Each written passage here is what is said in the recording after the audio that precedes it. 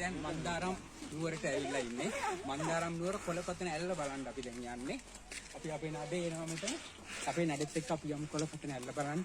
අපේ ගයිඩ් ඉන්නවා සෝපාක. අපි යත් එක්ක ගිහිල්ලා ඒක බලමු. එන්නේ කට්ටිය. මන්දාරම් නුවර දැන් මේ පාරේ යන ගමන් ඉන්නේ. අපිත් එක්ක ඉන්න අපේ නඩේ ගුරා ඉස්සෙල්ලියේ. අපි එයාගෙන් අදහසක් දැනගමු. කොහොමද රහත් වෙන ගමන? මේ ගමන ඒක සුන්දරයි. අපි විවිධ කාර්යයක් තිබුණා. ඒ වශයෙන් මේක අපිට දැනෙන්නේ නැහැ ඒකට. මොකද කාලගුණයේ පොඩි ඉරිවස්නේ පිටුතුම සීතල නැති තිබෙන නිසා ඒකට බොහොම සැහැල්ලුයි. අපි දැන් සීල ගිරා මේ යන්නේ ඇල්ල බලලා මේ එන්නේ.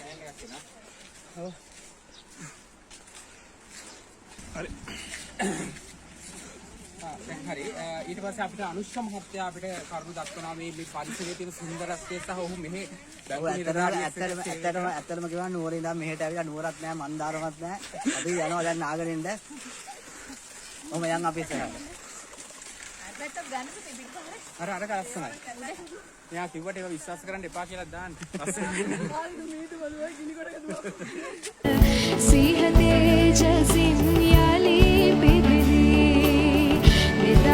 වසරක මහරුවදීතය සිහ තේජසින් යලි පිපිදී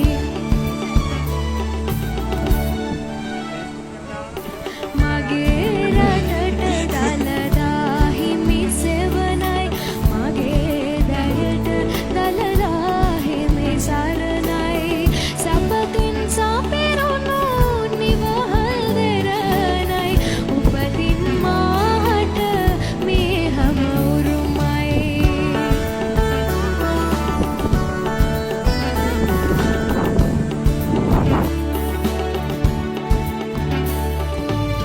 මෙතනම වේදය එක ලෙස බඳුනේ සිත් තුළ බිය සංකා දුරු කෙරුනේ මෙතනම වේදය එක ලෙස බඳුනේ සිත් තුළ බිය සංකා දුරු කෙරුනේ සමිඳුන් සෙවනේ ජය දග බඳුනා ජය විර වේයුනා ජය ගී ගෙයුනා සමිඳුන් සෙවනේ ජය දග බඳුනා අපි දැන් මේ කවුන්ටරේ ළඟින් සල්ලි මුදල් ගෙවලා එක්කෙනෙකුට රුපියල් 75ක මුදලක් අපි ගෙවලා දැන් අපි බොහොම අමාරුවෙන් ඉතාමත් ගිරි දුර්ග වන දුර්ග ජල දුර්ග මැදින් අපි කොළපතන ඇල්ල බලන්න යන ගමනක්. ඉතින් අපේ නඩේ එනවා පිටුපස්සේ.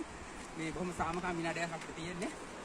ඉතින් මේ ඉස්සරහින් කන්දකුත් පේනවා. බොහොම සුන්දර ගමනක්. තරණය කරමු. බොහොම සුන්දරයි. වටපිටාව බොහොම සුන්දරයි. මම පෙන්නන කොටක් වටපිටාවේ තියෙන අසිරිය.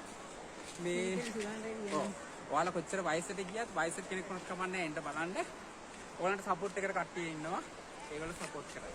අපි යමු. අපි කොළපතන ඇල්ල ළඟට ගිහිල්ලා ඔයාලව හම්බ වෙනවා.